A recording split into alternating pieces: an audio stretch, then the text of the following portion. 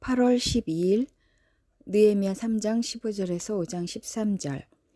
셈무는 미스바 구역의 책임자이며 고로세의 아들인 살룬이 보수하였다.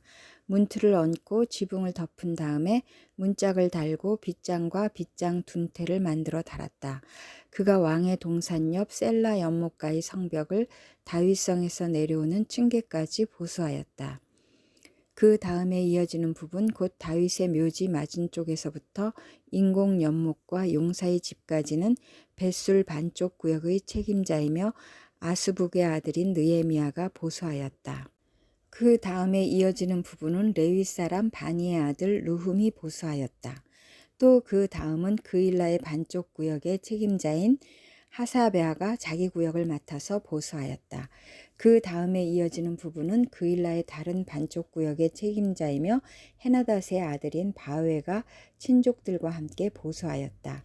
그 옆으로 이어지는 둘째 부분, 곧 비탈 맞은쪽에서부터 성 구비에 있는 무기 창고까지는 미스바 구역의 책임자이며 예수아의 아들인 에셀이 보수하였다. 그 다음에 이어지는 둘째 부분, 곧 성 구비에서부터 대제사장 엘리야십의 집 문까지는 삿베의 아들 바룩이 열심히 보수하였다.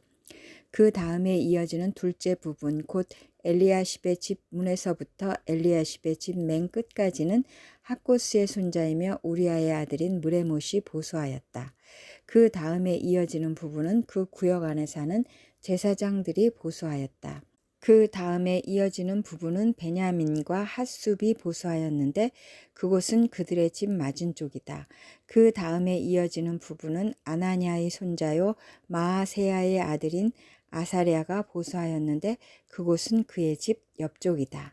그 다음에 이어지는 둘째 부분 곧 아사랴의 집에서 성 구비를 지나 성 모퉁이까지는 헤나닷의 아들인 빈누이가 보수하였다. 우세의 아들 발랄은 성 구비 맞은쪽과 윗대골에서 쑥 내민 망대 맞은쪽 곧 시위청에서 가까운 부분을 보수하였다. 그 다음에 이어지는 부분은 바로스의 아들인 브다야와 오벨에 살고 있는 성전 막일꾼들이 동쪽 수문 맞은쪽 쑥 내민 망대가 있는 곳까지 보수하였다. 그 다음에 이어지는 둘째 부분 곧 쑥 내민 큰 망대에서 오벨 성벽까지는 드고아 사람들이 보수하였다. 말문 위로는 제사장들이 각각 자기 집 맞은쪽을 보수하였다. 그 다음에 이어지는 부분은 임멜의 아들인 사독이 보수하였는데 자기 집 맞은쪽이다. 그 다음에 이어지는 부분은 동문 문지기인 스가냐의 아들인 스마야가 보수하였다. 그 다음에 이어지는 둘째 부분은 셀레메아의 아들인 하나냐와 살랍의 여섯째 아들인 하눈이 보수하였다. 그 다음에 이어지는 부분은 베레기야의 아들인 무슬람이 보수하였는데 그곳은 자기 방 맞은쪽이다. 그 다음에 이어지는 부분 곧 점호문 맞은쪽 성전 막일꾼들과 상인들의 숙소가 있는 데까지 그리고 성 모퉁이 누각까지는 세공장이 말기야가 보수하였다. 성 모퉁이 누각에서 양문까지는 세공장이와 상인들이 보수하였다. 4장 방해를 물리치다. 우리가 성벽을 다시 쌓아 올리고 있다는 소식을 들은 산발락은 몹시 붕괴하며 화를 내었다. 그는 유다 사람을 비웃으며 자기 동료들과 사마리아 군인들이 듣는 데에서 힘도 없는 유다인들이 도대체 무슨 일을 하는 거냐? 이 성벽을 다시 쌓는다고? 여기에서 제사를 지내겠다는 거냐? 하루 만에 일을 끝낸다는 거냐? 불타버린 돌을 흙무더기 속에서 다시 꺼내서 쓸 수 있다는 거냐? 하고 빈정거렸다. 그의 곁에 서 있는 암몬 사람 도비아도 한마디 거들었다. 다시 쌓으면 뭘 합니까? 돌로 성벽을 쌓는다지만 여우 한 마리만 기어 올라가도 무너지고 말 겁니다. 우리의 하나님 들어주십시오. 우리가 이렇게 업신여김을 받고 있습니다. 제발 우리에게 퍼붓는 그 욕이 그들에게 되돌아가게 하여 주십시오. 그들이 노략을 당하게 하시고 남의 나라로 끌려가게 하여 주십시오. 그들의 죄를 용서하지 마시고 그들의 죄를 못 본 채 하지 마십시오. 그들이야말로 성을 쌓고 있는 우리 앞에서 주님을 모욕한 자들입니다. 우리는 성 쌓는 일을 계속하였다. 백성이 마음을 모아서 열심히 일하였으므로 성벽 두르기는 마칠 수 있었으나 높이는 반밖에 쌓지 못하였다. 그때 산발락과 도비아와 아랍 사람들과 암몬 사람들과 아스돗 사람들은 예루살렘 성벽 재건이 잘 되어가고 있으며 군데군데 무너진 벽을 다시 잇기 시작하였다는 소식을 듣고서 몹시 화를 내면서 한꺼번에 예루살렘으로 올라와서 성을 치기로 함께 모의하였다. 우리를 혼란에 빠뜨리려는 것이었다. 그래서 우리는 한편으로는 우리의 하나님께 기도를 드리고 다른 한편으로는 경비병을 세워 밤낮으로 지키게 하였다. 그런데 유다 사람들 사이에서 이런 노래가 퍼지고 있었다. 흙더미는 아직도 산더미 같은데 짊어지고 나르다 힘이 다 빠졌으니 우리 힘으로는 이 성벽 다 쌓지 못하리. 한편 우리의 원수들은 쥐도 새도 모르게 쳐들어와서 우리를 죽여서 일을 못하게 하려고 계획하고 있었다. 그들 가까이에서 사는 유다 사람들이 우리에게 올라와서 그들이 사방에서 우리를 치려고 한다고 10번이나 일러주었다. 그래서 나는 백성 가운데서 얼마를 가문별로 칼과 창과 활로 무장시켜서 성벽 뒤 낮은 빈터에 배치하였다. 백성이 두려워하는 것을 보고 나는 귀족들과 관리들과 그 밖의 백성들을 격려하였다. 그들을 두려워하지 말아라. 위대하고 두려운 주님을 기억하고 형제 자매와 자식과 아내와 가정을 지켜야 하니 싸워라.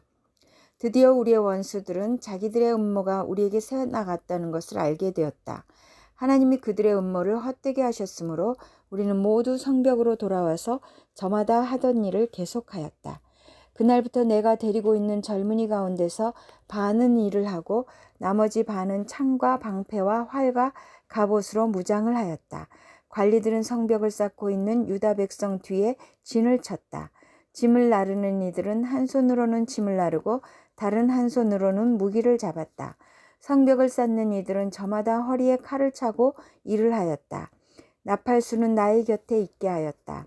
나는 귀족들과 관리들과 그 밖의 백성에게 지시하였다. 하여야 할 일이 많은 데다 일하는 지역이 넓으므로 우리는 성벽을 따라서 서로 멀리 떨어져 있다. 어디에서든지 나팔 소리를 들으면 그 소리가 나는 곳으로 모여와서 우리와 합세하여라. 우리 하나님이 우리 편이 되어서 싸워주신다. 우리는 이른 새벽부터 밤에 별이 보일 때까지 일을 하였다. 우리 가운데 반수는 창을 들고 일을 하였다. 이 기간에 나는 또 백성에게 명령하였다. 밤에는 저마다 자기가 데리고 있는 부하들과 함께 예루살렘 성 안으로 들어와 묵으면서 경계를 서고 낮에는 일을 하여라. 나도 나의 형제들도 내가 데리고 있는 젊은이들도 나를 따르는 경비병들도 우리 가운데 어느 누구도 옷을 벗지 않았으며 물을 길러 갈 때에도 무기를 들고 다녔다. 5장 가난한 이들이 외치다. 백성 사이에서 유다인 동포를 원망하는 소리가 크게 일고 있다. 부인들이 더 아우성이다. 더러는 이렇게 울부짖는다. 우리 아들 딸들 거기에다 우리까지 이렇게 식구가 많으니 입에 풀칠이라도 하고 살아가려면 곡식이라도 가져오자. 또 어떤 이들은 이렇게 울부짖는다. 배가 고파서 곡식을 얻느라고 우리는 밭도 포도원도 집도 다 잡혔다. 또 어떤 이들은 이렇게 외친다. 우리는 왕에게 세금을 낼 돈이 없어서 밭과 포도원을 잡히고 돈을 꾸어야만 했다. 또 더러는 이렇게 탄식한다. 우리의 몸이라고 해서 유다인 동포들의 몸과 무엇이 다르냐? 우리의 자식이라고 해서 그들의 자식과 무엇이 다르단 말이냐? 그런데도 우리가 아들, 딸을 종으로 팔아야 하다니 우리의 딸 가운데는 벌써 노예가 된 아이들도 있는데 밭과 포도원이 다 남의 것이 되어서 우리는 어떻게 손을 쓸 수도 없다. 그들의 울부짖음과 탄식을 듣고 보니 나 또한 치밀어 오르는 분노를 참을 수가 없다. 나는 그들이 울부짖는 내용을 신중하게 살핀 다음에 귀족들과 관리들에게 어찌하여 같은 결의끼리 돈놀이를 하느냐고 호되게 나무랐다. 이 문제를 다루어야 하겠기에 나는 대회를 열고서 귀족들과 관리들에게 말하였다.